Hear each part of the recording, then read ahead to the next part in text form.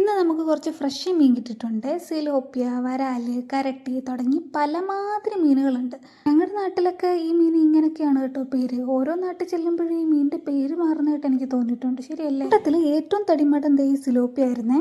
വീട്ടിൽ ഇതേപോലെ കുറച്ചധികം വെറൈറ്റി മീനുകളൊക്കെ കിട്ടുന്ന ദിവസം എൻ്റെ അച്ഛനും കൂടി അമ്മയുടെ കൂടെ മീൻ വെട്ടാനും കറി ഉണ്ടാക്കാനും ഒക്കെ ജോയിൻ ചെയ്യും കേട്ടോ. അപ്പോൾ തേങ്ങയൊക്കെ വറുത്ത് നല്ല വറുത്തരച്ചൊരു മീൻകറി കൂട്ടാനാണ് എനിക്കിന്ന് തോന്നിയത്. അവർ രണ്ടുപേരും മീൻ വിട്ട് തിരിച്ചു വരുമ്പോഴത്തേനും ഞാൻ വിചാരിച്ചു തേങ്ങയൊക്കെ വറുത്ത് മസാലയൊക്കെ റെഡിയാക്കി വെക്കാന്ന്.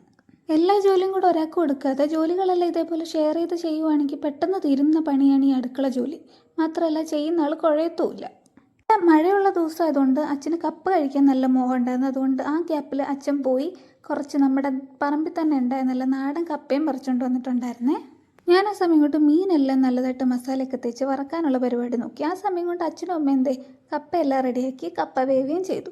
വെറും 12 മണി കൊണ്ട് ഞങ്ങളുടെ ചോറ് റെഡിയായി, കപ്പ റെഡിയായി, മീൻ കറി റെഡിയായി, മീൻ പൊരിച്ചത് റെഡിയായി. ആ സമയം കൊണ്ട് അമ്മ നമ്മുടെ വീട്ടിൽ തന്നെ ഉണ്ടായ പയർ കൊണ്ട് നല്ല പയർ മെഴുക്കുരട്ടിയും കൂടി ഉണ്ടാക്കിയിട്ടുണ്ടായിരുന്നേ. ഇനി ഉച്ചയ്ക്ക് ഇതെല്ലാം കൂടെ കൂട്ടി ഒരു പിടി പിടിക്കണം. കുറച്ച് വരാല് മീനും ഇത്തിരി കപ്പയും ഇത്തിരി മെഴുക്കുരട്ടിയും പിന്നെ നമ്മുടെ നല്ല ചൂട് മീൻ കറിയും അതിൻ്റെ കൂടെ മീൻ പൊരിച്ചതിൻ്റെ ഒരു കുഞ്ഞു പീസും. മുളക് ബജി കഴിക്കണമെന്നൊരാഗ്രഹം പറഞ്ഞുകൊണ്ട് വൈകുന്നേരം വേറെ സ്കൂളിൽ നിന്ന് വന്നപ്പോൾ നല്ല ചൂട് മുളക് ബജിയോടെ കൊണ്ടുവന്നായിരുന്നേ.